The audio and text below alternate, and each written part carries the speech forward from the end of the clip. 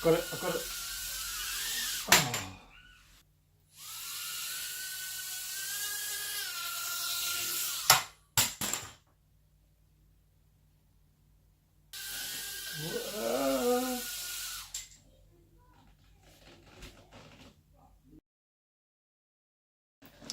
On this episode of Future Technology, we're going to be talking about these drones.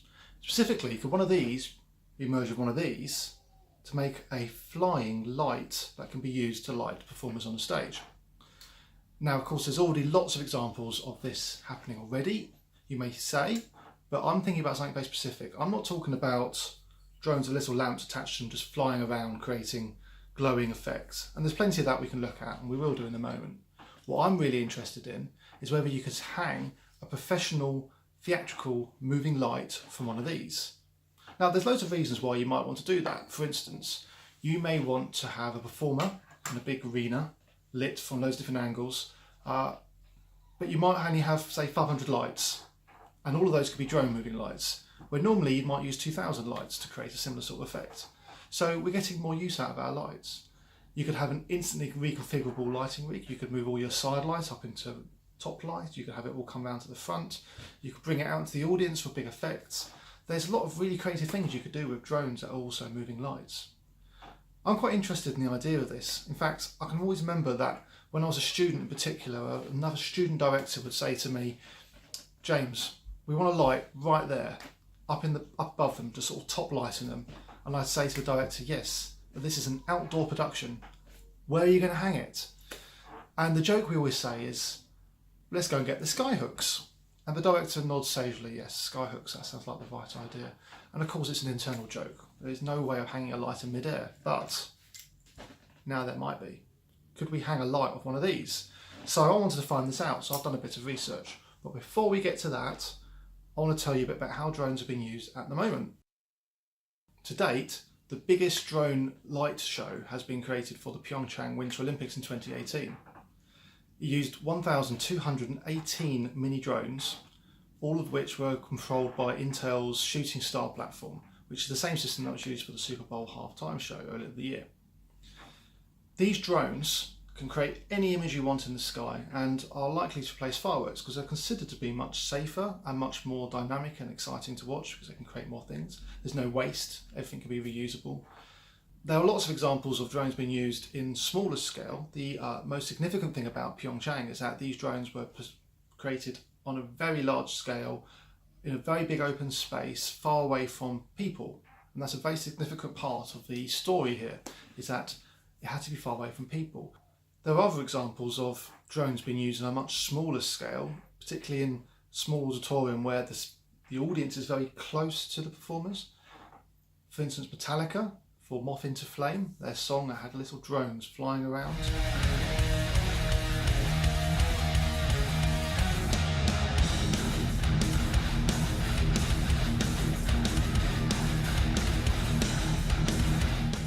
They were very close to the audience, and they got away with this because the drones were small enough in scale that they weren't going to cause any potential harm. But the effect was very, very exciting. You had these little glowing things that sort of floated around, creating a new level of dynamic that the audience hadn't seen before. And it's very hard now to impress audiences. Very interesting if you look back in the history of lighting in rock and roll.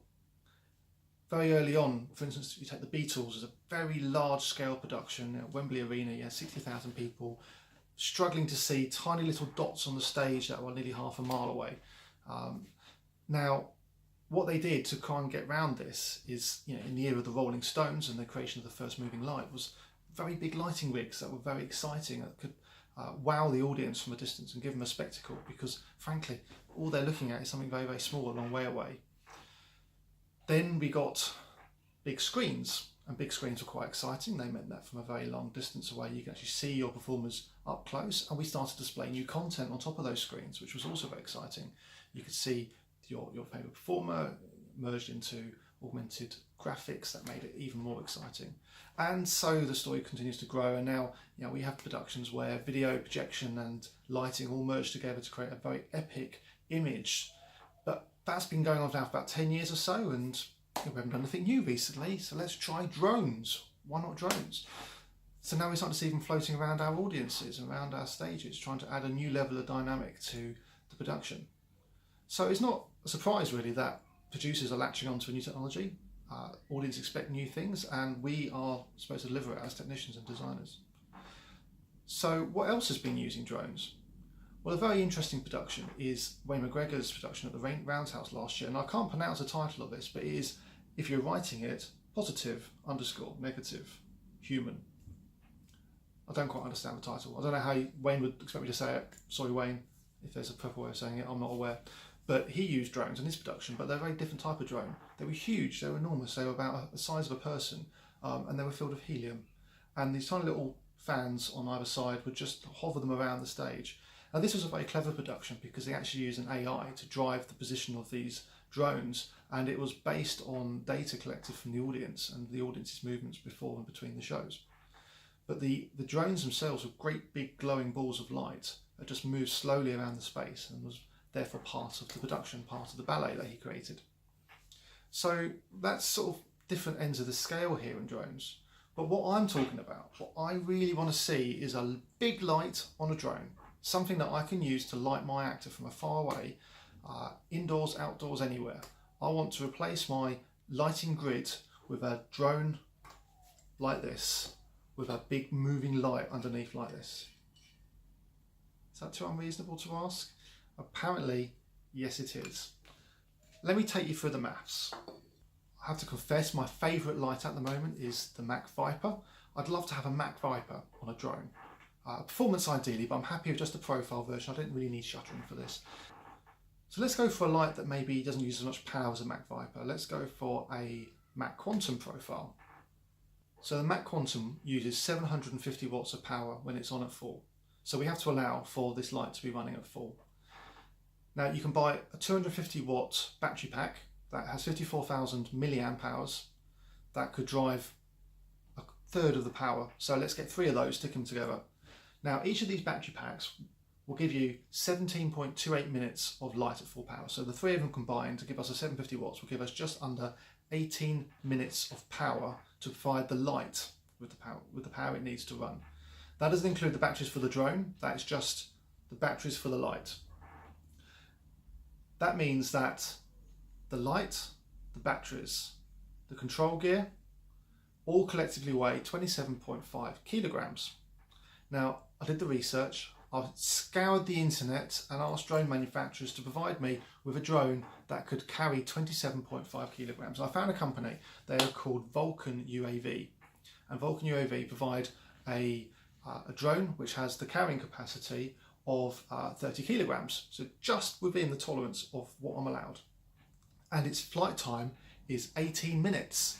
It was like it was meant to be. It's exactly the same as the power capacity of my light. Now, that means technically it can be done. You can have a big drone carry a light. So in theory it can be done. Fantastic. And actually there's evidence of this being done. Maybe not a moving light, but there is video evidence of people strapping big chunky lights, floodlights if you will, onto drones for doing filming and photography. So let's have a look at some examples of some really exciting uses of drones to do lighting. I found this company called Stratos LED. They've got a fantastic video on YouTube and on the website stratosled.com.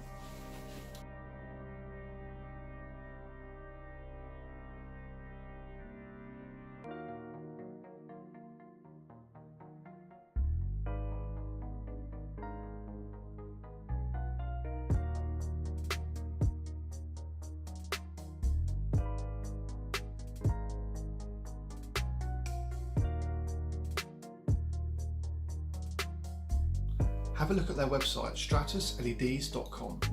They have some amazing videos of what you can create with these big 1000 watt LED floodlights attached to a Alta drone.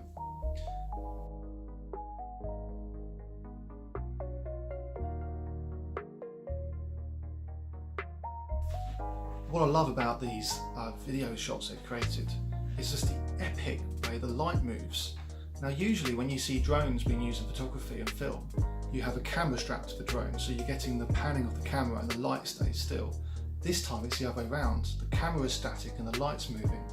And particularly in some of these very shadowy structures they have, like the girder bridge and the church. You're getting these really slow movements where the light seems to be moving towards you, and the volumetric fog that they've created, in the air to try and create some atmosphere, just really enhances the shape of those shadows and the sharpness of the beam. It's like nothing's been created before. What I love about it is that this is original filming and original photography that hasn't been created before, because we've never been able to hang a light on a drone in this way before. So that's quite exciting. We now have a light hanging on a drone that can light things. All we need now is to make it move. Now actually it's not even that complicated, because moving on a drone is really easy. If I take my drone and I want to pan the light, I just spin it. So I don't need the pan control, I just need to tilt it. And you can tilt a drone, but if you tilt a drone it will fly towards you and further away.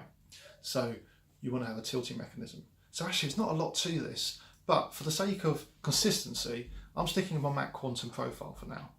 So we established a minute ago that actually you can have a Mach Quantum profile hanging on a drone that can carry the weight and provide light for 18 minutes. Now, in reality, who is going to want to light something for only 18 minutes before the batteries are dead? Now, this company UAV talked about how they deal with battery lasting only 18 minutes. This particular drone mainly gets used for delivering things to oil rigs from ships. It's a safer way of transferring equipment and supplies. Now you think about it, each time this drone does a journey, it takes 18 minutes to go there and comes back, and then needs to have its battery swapped, because it won't be able to do another journey. If you get halfway, it'll fall in the sea. So they take 20 spare batteries with them to do the journey. So each time it does that trip, the battery gets swapped. Each battery costs £5,000. So you have an incredibly expensive light now. You've got your maybe, I don't know what the list price on the Mach Quantum is, if I'm honest, but let's say it's £10,000, plus £130,000 for your drone and the spare batteries, plus a technician that has to swap the batteries out on the drone every 18 minutes, plus we haven't even accounted for the spare batteries for the Mac that needs to have the batteries changed every 17.5 minutes. So we're probably talking about £200,000 now for a drone that can carry a moving light. So let's just say you have all the money in the world and you want to do that, that's fine. What about the weight? We say we can carry 30 kilograms, but this drone actually weighs 150 kilos itself. Now, you can actually get a helicopter for 500 kilograms. So is this a drone or is it just a mini helicopter? I have to read you the quote that Alex from UAE Vulcan, the MD, sent me when I asked him to hypothetically make me my moving light drone. It goes, "If a large aircraft fell on you, you would die. If a propeller hits part of your body, that bit is coming off. The thought of flying a large multi-rotor in an enclosed space full of people fills me with horror. We would refuse to supply an aircraft for anything this dangerous, and I would do everything I could to prevent this happening, up to and including physically restraining someone attempting to do it." So he's pretty determined that this isn't going to happen, and I can see why. The official rules for drone manoeuvring at this scale, with this sort of propeller blades that could cause damage, say that you have to be 10 meters away from another living person. So the drone has to be 10 meters away. That doesn't mean that your performers have to be 10 meters away from your audience. That means that your performer has to be 10 meters away from your drone, and your drone has to be 10 meters away from your audience. So you've got 20 meters between your audience and your performer. Most venues wouldn't be able to support that. That's just a very, very long distance. What would happen if a drone actually hit you? Well, Mythbusters, if you're a fan of the program that used to run in the US on Discovery Channel, they actually tested how lethal a drone could be to a human being. They used a simulant of a body material with ballistics material and used a drone to drive it straight into their face and saw how it cut through someone's neck. It is possible to cut someone's jugular with it. With all of these things considered, do we really want to have drones controlling our lights? Do we really want to be flying nearly 200 kilograms of equipment that costs nearly £200,000 with a restriction of 20 meters between the audience and the performer? That's assuming you can drive a drone right down the middle of that line between the two. I don't know, it sounds like a long shot for me. I can't see the benefits being that great at the moment. Now, there are a couple of positives to this. First of all, if history is anything to go by, technology will mean that drones will improve. Drones are one of the most funded projects at the moment. There's more funding going to drones than nearly any other technology. They're really investing in drones because they know that this is going to be the future of logistics. We're talking about Amazon delivering its parcels via drone. They'll bring them straight to your doorstep. We're talking about petrol stations filling up people's cars with drones. We're talking about security cameras being on drones. The whole world will start to see drones hovering all over the place. So there's a lot of research and development going into this area, an enormous amount of money. So we can hope that in time, drones will start to become more efficient, batteries will get lighter and more powerful so they can carry more by weighing less. We can expect the moving lights to become more efficient, so we can have a lighter light that doesn't use as much power and has stronger batteries to provide the power to make it last a longer amount of time. So, the future's positive in that respect. But also, I like to think that there's some faith in us, the technicians and the designers. If a producer came to us and said, this is it, I have to use drones on this project. My artist has asked for it. It's the opportunity to do it. We're going to be the first. Do what it takes, make it happen. There are ways of making things work that are safe. You just risk assess it well. You project manage it. You take all the precautions necessary. You invest heavily. You do your own research. And somehow you make these things happen. Now, I'll take Alex's point. This is an incredibly dangerous pursuit. But we do incredibly dangerous things in the theatre all the time. And I take pride as a member of our industry that we always manage to find a way to make really dangerous things safe, to create the spectacle that our audiences continue to demand of us. So if there's one piece of comfort from this idea, that even though this is incredibly impractical, inexpensive, it's very, very dangerous, but that hasn't stopped us before. Thank you very much for listening.